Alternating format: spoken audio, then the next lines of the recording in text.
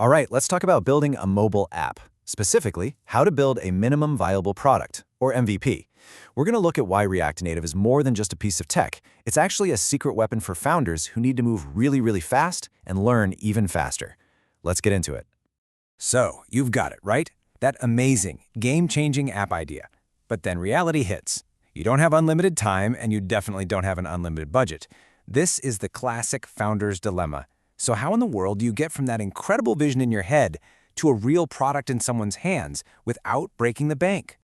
Well, for a long time, people took this traditional path. You'd spend, a year or more building the perfect version 1.0 with all the bells and whistles.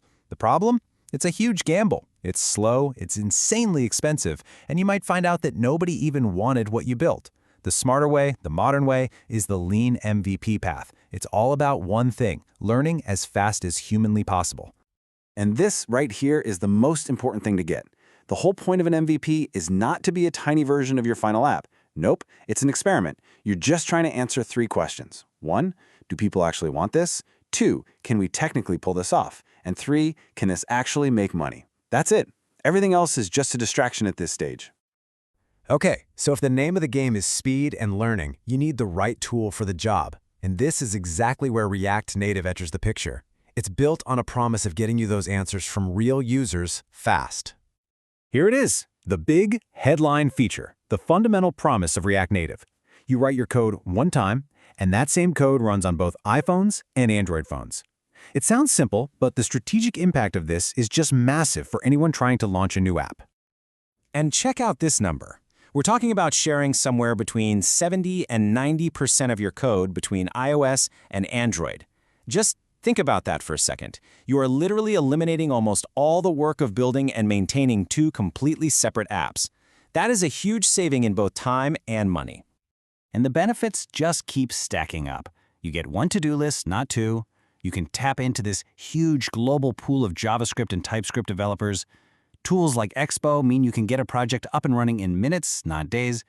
And your app looks and feels consistent on both platforms because you have one design system. It's just a massive advantage. Okay, this right here, this is a total game changer, your MVP superpower. Over-the-air updates lets you push small changes, bug fixes, even UI tweaks directly to your users, completely skipping the slow App Store review process. This means your learning loop shrinks from weeks down to hours. It's unbelievably powerful. Now, let's be real. No tool is a silver bullet. React Native is absolutely fantastic for most apps you can think of. Content, shopping, business tools, you name it. But if your main feature is some kind of crazy, high-performance 3D game, or you need super deep access to the phone's hardware, you might want to think twice and consider native code for that specific use case. All right, we've covered the why. Now let's get into the how. Look, the best MVPs are built on a solid plan. Success is decided before a single line of code gets written. This is your blueprint. And here's an awesome tool for that planning phase. Jobs to be done. Forget about features for a second and just focus on the user's problem. Using this simple sentence format forces you to get crystal clear on what problem you're actually solving. This becomes the foundation for everything you built. So once you know the core problem, you have to be absolutely ruthless about prioritizing. The Moscow method is perfect for this. Your MVP should only, and I mean only, contain the must-haves. These are the bare minimum features needed for a user to solve that core problem and have that aha moment. Everything else can wait. So, what does this actually look like on a calendar? A realistic timeline is about 1 to 2 weeks of solid planning, then a 6 to 10 week sprint for the main build, and finally a couple of weeks for testing and release. You're basically going from idea to a real live product in about 3 months. It's totally doable. And the big question, how much does it cost? Well, a typical React Native MVP is going to fall somewhere in this range. Where you land really depends on the complexity. Things like setting up payments, custom user accounts, or connecting to other services are what will move the needle on the final price.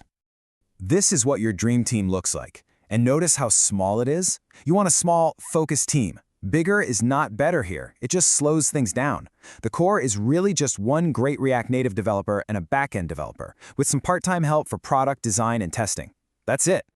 Now, when you're choosing your tech, you're basically making a trade-off between speed and control.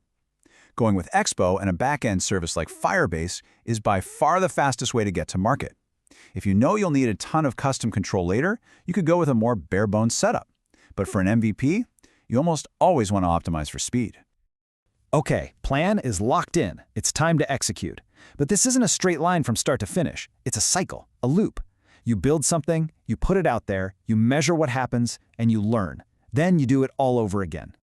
And that cycle can be broken down into these 6 key steps. You get your tools and automation set up, you quickly prototype and test the user experience, you build only the core features, you hook it up to the back end, you test the heck out of it, and then you ship it to get that crucial user feedback. Then you start the loop again. Now, to move this fast without everything falling apart, you need some guardrails. Think of them like bumpers in a bowling alley. This means using tools that catch bugs early, automating your builds, putting in analytics to actually see what users are doing, and monitoring for crashes.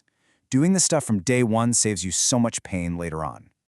So you've done all this work. What's the big payoff? Well, it's simple. A well-run MVP process isn't just about building an app. It's about building a business. You're turning the proof you get from users, the validation, directly into company value, or valuation.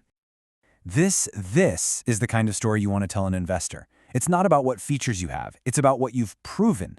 This one sentence shows you found a market, you can ship incredibly fast, and you can turn your learnings into real business results. It's incredibly powerful. And here's the hard data that backs that story up. This is what success looks like in numbers. You're tracking how many users get it right away, how many come back, how stable the app is, and how fast your team can ship. These are the metrics that prove you've got a real business on your hands. And that's really the bottom line. This whole process, from defining the right problem, to using the right tools, to measuring the right things, it's all designed to do one thing: turn proof that your idea works into a real, tangible valuation for your company. So once you've done this, once you've proven that core value, the real fun begins. The question is no longer if you have something valuable, it's what are you going to build on top of it next.